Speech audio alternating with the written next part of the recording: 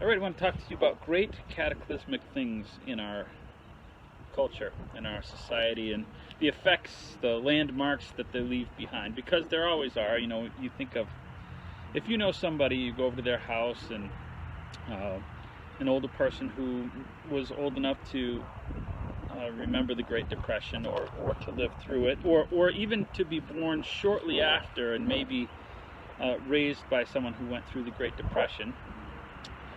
They will often, you'll notice certain things about them. Like, they'll have like lots of ice cream containers, right? Or yogurt cups, or whatever. They save a lot of things that we go, those are disposable. Why don't you throw those away? Or and the simple answer is we just say, well, or you might have a kid and it's, why does Grandma have all those yogurt containers? I mean, there's stacks of them.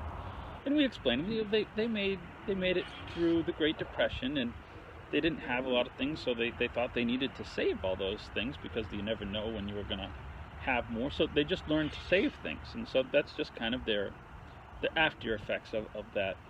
And there are legitimate things like that happen.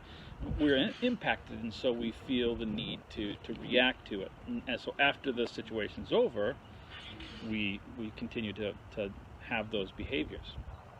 So, obviously, 40 years down the road, or 30 years down the road, we're going to have grandkids, and maybe great-grandkids are going to come over to our house, and they're gonna say, "Mommy, why does," or they'll leave our house, and then they'll ask, their parents, "Why does Grandma and Grandpa, why does Grandma spray me down with bleach every time I go to her house, Or we went down into the basement, and Grandpa has some really old, dusty machines and stuff, and what is all that stuff? Why he doesn't use it? What is all that stuff?" And so their parents will just say, well, they lived through the Great Quarantine of 2020. What's the Great Quarantine of 2020? And so they'll have to explain how we shut down the country for a month and a half because some people got sick and some other people died, and so we were all afraid of the virus, so we had to spray things. Well, Grandma, why does Grandma and Grandpa, why do they have masks and gloves everywhere? Well, because they made it through the Great Quarantine of 2020 when everybody had to wear masks and stuff. And so all these things will be left behind, and they'll have to explain that Grandpa went out and bought all this exercise equipment because he was stuck in the house for 2 months, and of course after the quarantine's over, he didn't really use it. He probably didn't even use it during the quarantine, but he's sure that someday it'll happen again because the evil government, and it'll go on, all these explanations, right? And that's what we'll be left with, these landmarks, I assume, something to that effect. I say that somewhat in jest, but those things happen. I want to talk about the greatest cataclysm in society. And this was a positive one, but the greatest upheaval probably in history was the resurrection. And it is impossible for us to imagine what this did to the society that it occurred to, or in. And among these people, the changes that happened immediately. We often read the New Testament and just think, these people just really couldn't get it. What was their problem? And it's as easy for us to have this 2020 vision. I hate to use the pun.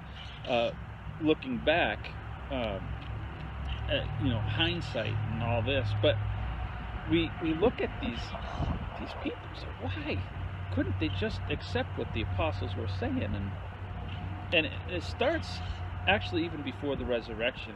And Jesus is kind of preparing some people. And in John chapter 4, he's talking with a lady, and she's a part Jew. She's half Jewish. And so it says, she asks him, she says, we think we're supposed to worship here, and the Jews say that we're supposed to worship in the temple in Jerusalem, which is right.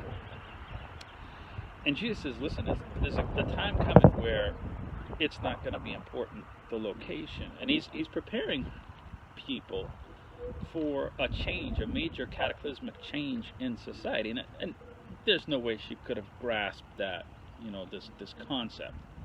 And in fact, the Jews couldn't grasp the concept either. And so they killed people and beat people because they taught this thing.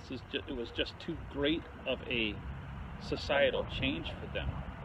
It's actually one of the great evidences that the apostles weren't making stuff up. The fact that, if you're trying to appeal to people, you look at the things that religions have done as they've tried to appeal to a group of people. Islam, for example, they worship, or wouldn't say they worship, but they have this Mecca to go see this stone.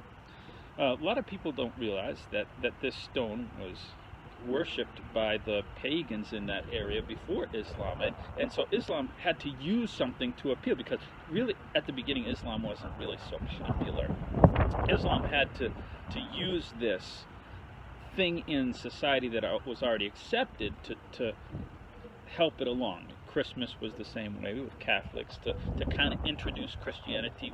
We appealed to something that was something, and I'm not against Christmas or whatever, but I'm just illustrating how religions have often approached a society that doesn't accept things. We try to introduce it in a nice way and in a soft way, and the apostles really didn't do that. They just said, by the way, the temple's not really so important, the law, not really so important. You think of all the things, the litany of things. Circumcision's not really important. Your kosher food laws, not really important. And item after item that was so important to these people for thousands of years, the apostles came along and said, the resurrection changed that, sorry. And it's not the way you would deal with things. So kind of, who would come up with that on their own? Certainly, no, that's not the way natural human logic works, but that's what they did. So I want to leave you then with this thought. I want to bring it back to us, not in the situation that we're going in, but I want to think about outside of this, just in general. When a church, the elders of your church, or however things are organized, we decide we're going to do something different.